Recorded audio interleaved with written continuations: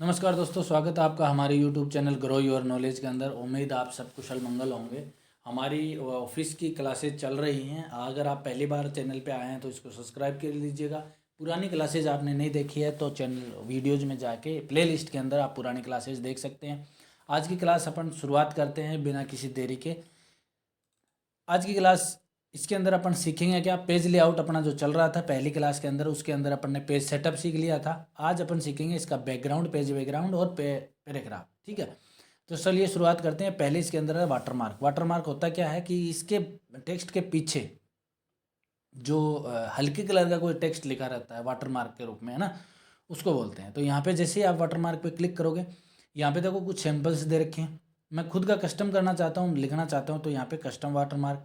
अब जैसे यहाँ पे कस्टम वाटरमार्क किया, यहाँ पे जैसे टेक्स्ट वाटरमार्क मेरे को लिखना है तो यहाँ पे ये टेक्स्ट लिखा है ASAP, इसकी जगह मैंने लिख दिया ग्रो योर नॉलेज। ठीक है, और ये मैं यहाँ पे जैसे डायगनल और हॉरिजेंटल दो अलग अलग इसकी पोजीशन है। तो जैसे पहले मैं नॉर्मली लगा रहा हूँ इसको, कलर यहाँ से ले सकते हो। सिंपल मैं एक बार लगा के दिखा रहा हूँ ना। जैसे मैंने क्लिक किया, अप्लाई किया, अब आपको दिखाई दे रहा है। इसको क्लोज कर रहा हूँ ना, तो देखो ये वाला देखो बैकग्राउंड में आ रहा है, ग्रो योर नॉलेज, हल्का हल्का दिखाई दे रहा है ना। चलिए अभी दिखाई नहीं दे रहा है, इसको कलर में चेंज करके दिखाता हूँ ना। जैसे कस्टम वाटरमार्क में गए, ये यहाँ पे अपन ने टेक्स्ट लिखा था और इसको कलर मैं थोड़ा सा रेड कर देता हूँ। ठीक है, अप्लाई कर रहा हूँ। अब देखो, अब दिखाई दे रहा। ये इसको वाटरमार्क बोलते हैं, पीछे के क्राउड, ताकि आपकी कोई भी टेक्स्ट है उसका कॉपी ना कर ले। तो ये ज़्यादातर नोट्स वगैरह में काम में आता है ना। सेमी ट्रांसपेरेंट, इसको अगर ज़्यादा गहरा दिखाना चाहता है तो इस पर क्लिक कर दो, ये अप्लाई कर दो, तो देखो और ज़्यादा गहरा दिखाई देगा। ये डायगनल है। हॉरिजेंटल आप दिखाना चाहते हो, हॉरिजेंटल इसको अप्लाई करोगे तो ये देखो हॉरिजेंटल आ जाएगा।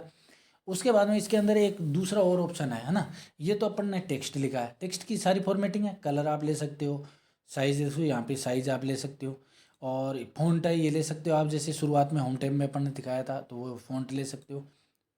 तो ये आप जो भी लेना चाहते हो यहाँ से ले सकते हो। कलर जैसे मैं अभी इसका दूसरा कलर करके दिखा देता हूँ एक बार, है ना।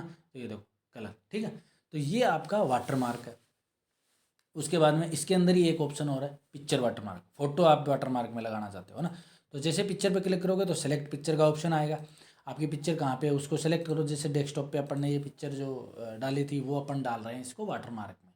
तो सेलेक्ट किया जो भी आपकी लोकेशन है उस पर, और इंसर्ट कर दिया, और यहाँ पे देखो अप्लाई कर दें। तो देखो ये पिक्चर बैकग्राउंड के अंदर ये पिक्चर आ रही। अब देखो हल्की हल्की दिखाई दे रही है आपको। तो इसको अगर गहरा करना चाहते हो तो इसको वॉश आउट कर दो।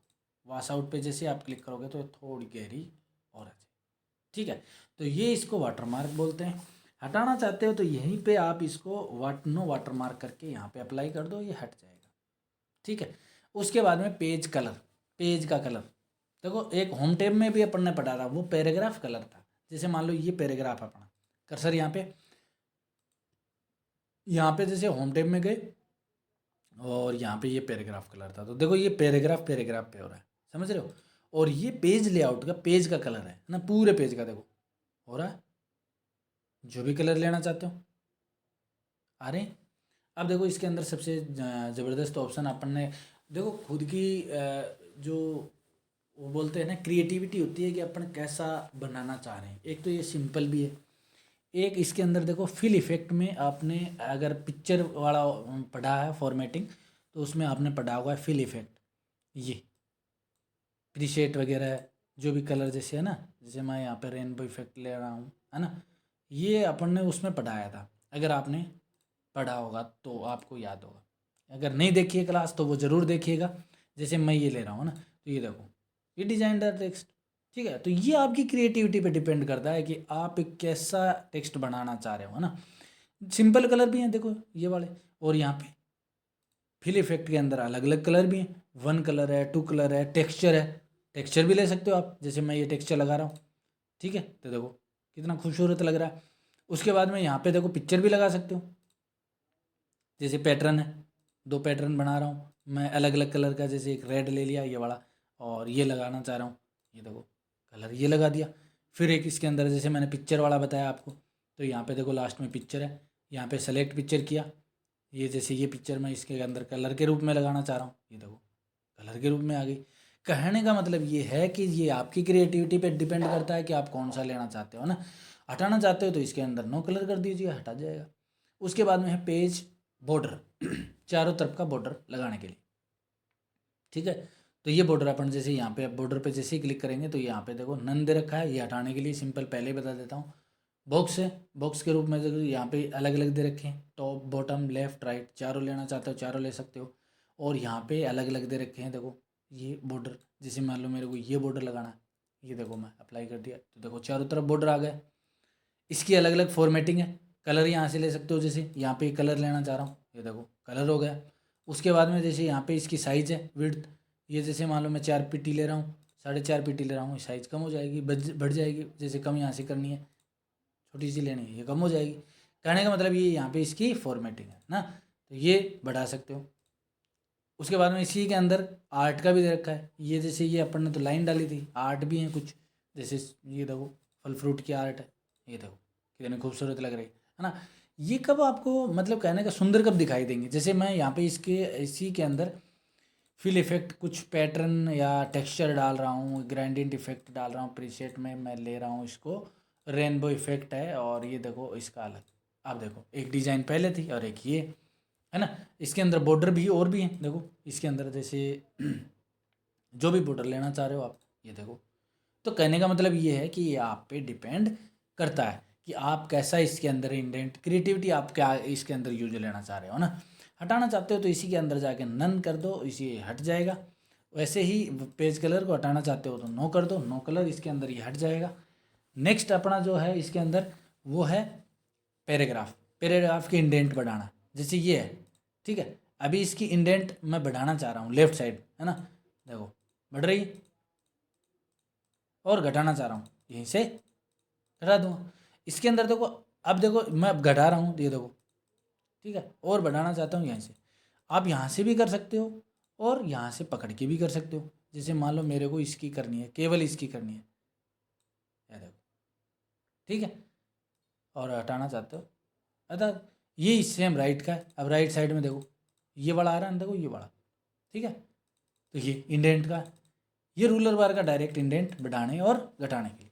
उसके बाद में सबसे इम्पोर्टेंट है वो है स्पेसिंग का, जैसे ये दो लाइन है, इंटर जैसे ही अपन मारते हैं उसके बाद का जो स्पेस देखो, ये यहाँ पे जैसे मैंने यहाँ पे इंटर लगाया है ना, ठीक है। तो ये इंटर के बाद में जैसे एक तो है बिफोर और एक है आफ्टर, यानी कि स्पेस जो अपन ने इंटर दबाया उसके बाद का स्पेस कम ज़्यादा करना। जैसे यहाँ पे देखो कम कर सकता हूँ, ठीक है, ये जैसे मैंने बढ़ा दिया, आफ्टर का बढ़ रहा है, देखो कम करना चाहता हूँ कम कर सकता हूँ यहाँ पे, और बिफोर का बढ़ाना है, देखो देखो बढ़ रहा है। कहने का मतलब ये देखो इसका कर्सर के बाद का देखो, है ना, और इसको कम करना चाहते हो यहाँ से कम कर सकते हो, ठीक है। तो ये स्पेसिंग का कई बार ये होता है कि अपने को स्पेस ज़्यादा दिखाई देता है ना। ऑफिस में काम करते हैं तो ये यहाँ पे बहुत ज़्यादा स्पेस अपने को दिखाई देता है, अपन सोचते हैं कि ये स्पेस इतना कैसे कम होगा, तो ये यहाँ से कम होगा पैराग्राफ में जाके। उसके बाद में देखो ये अरेंज वाला कुछ भी हाईलाइट नहीं हो रहा, ऑप्शन काम नहीं कर रहे, क्यों नहीं कर रहे, आपको अगर याद हो तो मैंने इंसर्ट में बताया था ये ऑप्शन, वही है सेम रिपीट हो रहे। कहने का मतलब ये है, ये जैसे यहाँ पे अरेंज आता है, ये पिक्चर के लिए आता है, पिक्चर जैसे आप डालोगे तो उसकी फॉर्मेट टैब में भी आता है, तब मैंने आपको याद हो तो आपने अगर क्लास पढ़ी है वो देखिए, और अगर नहीं देखी है तो वो क्लास ज़रूर देखिए, जब उसके अंदर ऑप्शन थे। अब जैसे मैं यहाँ पे कोई भी पिक्चर डाल रहा हूँ एक बार, ठीक है, जैसे मैं क्लिप आर्ट से एक फ्लावर ले रहा हूँ ये बड़ा, और इसको मैं यहाँ पे क्लोज कर दिया, ठीक है। तो देखो ये फॉर्मेट टैब आ रही, और इसके अंदर ये देखो ये अरेंज वाले आ रहे हैं सारे के सारे, और ये पेज लेआउट में ये आ रहे सारे के सारे। वो कब, अब देखो ये हाईलाइट हो गया ना पोजीशन, जैसे बाहर क्लिक करूँगा ये हाईलाइट हट जाएगा, ये देखो अभी काम नहीं करा, क्यों नहीं करा, क्योंकि ये पिक्चर की फॉर्मेटिंग के लिए ही आते हैं, उसको अरेंज करने के लिए ही आते हैं। जैसे यहाँ पे क्लिक करेंगे तो इसकी पोजीशन आ रही है, 9 पोजीशन मैंने बताई थी। उसके बाद में जैसे टेक्स्ट रैपिंग का था, ये अलग अलग पोजीशंस थी। तो ये वाले ऑप्शंस अपन पहले बता चुके हैं, अपन ज़्यादा टाइम इसके अंदर ख़राब करेंगे नहीं। अगर आपको वापस से देखना है तो आप फॉर्मेट टैब जो पढ़ाई थी पहले की क्लास उसके अंदर देखिएगा। आज की क्लास में बस इतना ही। अपन नई क्लास, ये देखो अपनी पेज लेआउट की क्लास थी, ये अपनी कंप्लीट हो चुकी है, पैराग्राफ और अरेंज वाला हो गया। नेक्स्ट क्लास में अपन पढ़ेंगे रेफरेंस टैब। ये बिल्कुल छोटी सी क्लास रहेगी, मेलिंग रिव्यू व्यू, अब ज़्यादा हार्ड क्लास रहेंगी नहीं। तो आज की क्लास के अंदर बस इतना ही। चैनल को आपने सब्सक्राइब नहीं किया है तो सब्सक्राइब जरूर कीजिएगा। मिलते हैं नई क्लास में, तब तक जय हिंद जय भारत।